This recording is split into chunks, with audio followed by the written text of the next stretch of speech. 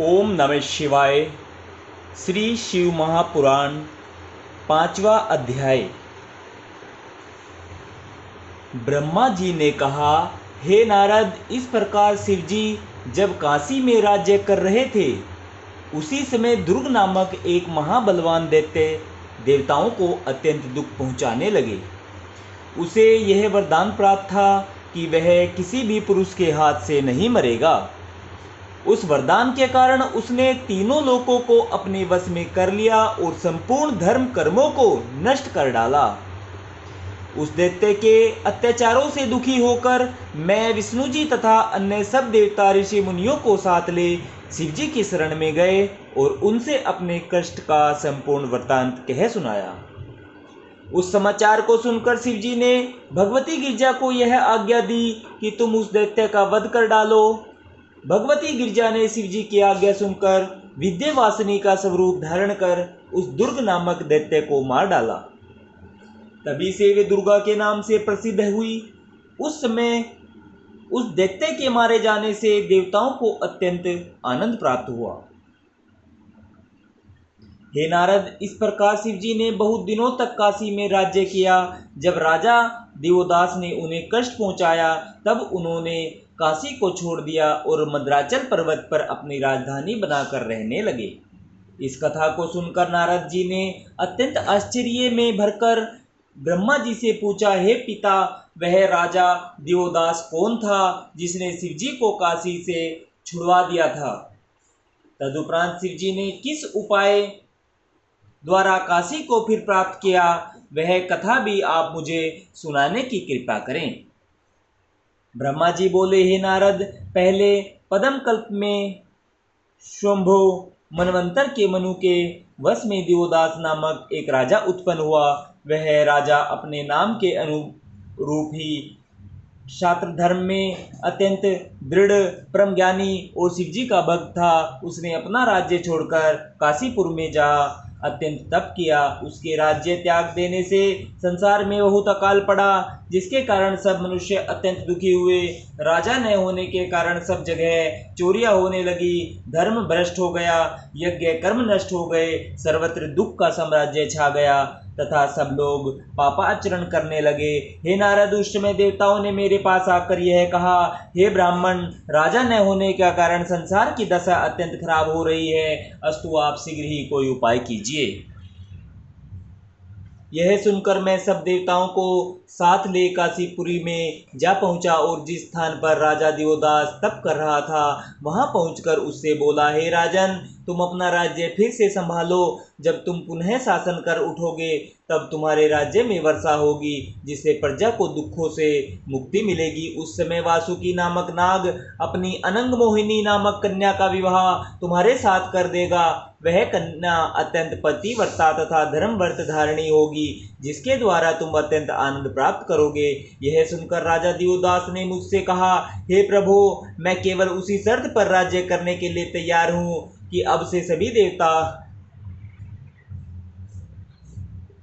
आकाश में स्थित रहें और नाग आदि पाताल में जाकर निवास करें। पृथ्वी पर मनुष्यों के अतिरिक्त और कोई न रहे।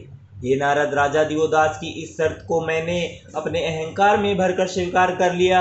मुझे परिणाम का ध्यान नहीं रहा, अस्तु राजा की शर्त के कारण हम तीनों देवताओं तथा इंद्र आदि को पृथ्वी छोड़ देनी पड़ी। इसके पश्चात जब मैं शिव जी के समीप पहुंचा, उस समय शिव जी ने मुझसे यह कहा, हे ब्रह्मा, मद्राचल पर्वत तपस्या कर रहा है, हम उसे वरदान देने जा रहे हैं, सो तुम भी हमारे साथ वहां चलो।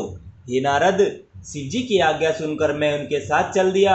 जब हम लोग वहां पहुंचे और शिव जी ने अपने भक्त से वरदान मांगने के लिए कहा, उस समय मद्राचल पर्वत ने शिव जी से यह प्रार्थना की, हे प्रभु, मैं काशी के समान होना चाहता हूँ, आप कृपया करके मेरे ऊपर निवास करें। मेरी यह अभिलाषा है कि आप गिरजा जी तथा अन्य गणों सहित कुशदीप को पवित्र करे। मद्राचल की यह प्रार्थना सुनकर शिव जी को अत्यंत आश्चर्य हुआ।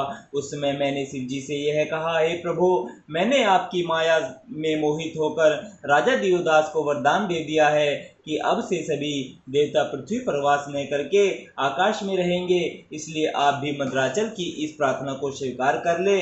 मेरे यह वचन सुनकर शिव जी ने अपना लिंग काशी में स्थित कर दिया और मद्राचल को इच्छित वरदान दे अपने गणों सहित वहीं निवास करने लगे।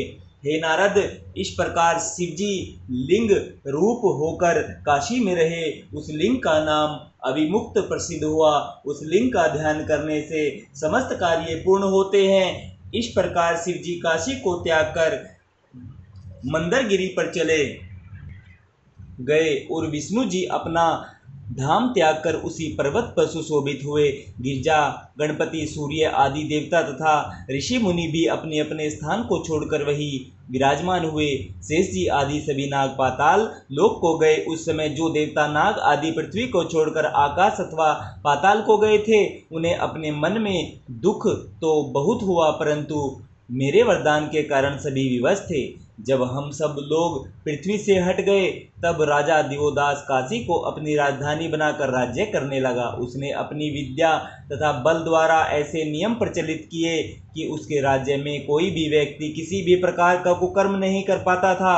देवताओं ने अपने गुरु बृहस्पति के समीप जाकर उनकी स्तुति करते हुए यह प्रार्थना की, हे प्रभु, आप हमें कोई ऐसा उपाय बताइए जिससे राजा दिवोदास को कोई पाप लग जाए और वह अपने राज्य से निराश होकर प्रतापहीन हो जाए।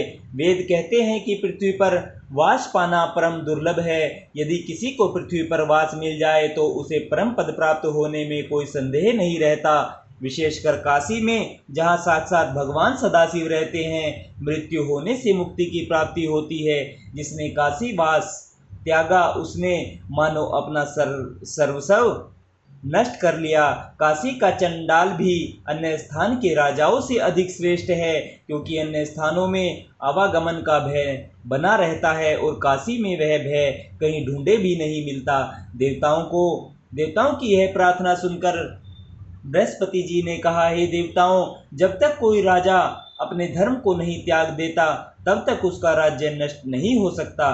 राजा दिवोदास परम धार्मिक है। जब तक वह धर्म को नहीं छोड़ेगा, तब तक तुम्हें वह स्थान प्राप्त नहीं होगा। अस्तु, तुम कोई ऐसा उपाय करो जिससे राजा का धर्म नष्ट हो जाए। नल, दधीचि, शंख, ययाति, रावण तथा बाणासुर आदि बड़े बड़े तेजस्वी धर्मात्मा योद्धा भी तुम लोगों को दुख पहुंचा कर सुखी नहीं हुए, फिर मनुष्य तो किस गिनती में है। अब तुम यह करो कि अग्नि को बुलाकर यह आज्ञा दो कि वह पृथ्वी से अपना अंश खींच ले।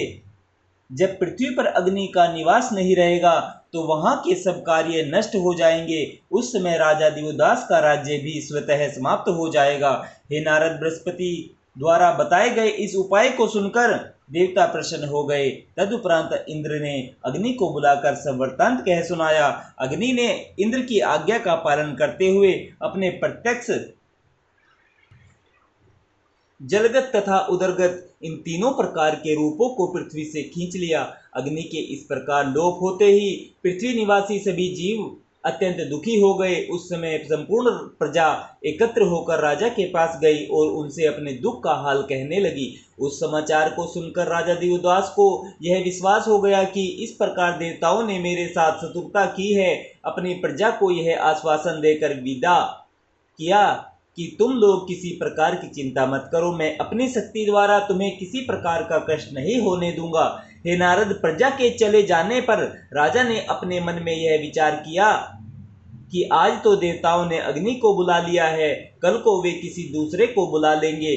ऐसी अवस्था में प्रजा को और अधिक कष्ट उठाना पड़ेगा। इसलिए मुझे उचित है कि देवताओं से किसी प्रकार की सहायता न लेकर मैं अपने बल पर ही राज्य करूं। यह निश्चय कर उसने उन सब देवताओं को भी जो पृथ्वी के प्राणियों के लिए आवश्यक कार्यों को करने के लिए नियुक्त थे, अपने यहाँ से विदा कर दिया। तदुपरांत उसने स्वयं ही अग्नि का स्वरूप धारण कर अपने प्रजा के कष्ट को दूर किया। इस प्रकार वो स्वयं वायु, जल, चंद्रमा तथा सूर्य बनकर प्रजा को लाभ पहुँचाने लगा। जिस वस्तु द्वारा प्रजा का उपकार होता था, उसी वह उसी का रूप धारण कर सबका दुख दूर किया करता था। उसके इस पराक्रम को देखकर सभी देवता अत्यंत लज्जित हुए और उनका कोई उपाय काम नहीं आया। श्री शिवाय नमस्तुभ्यम। हर हर महादेव।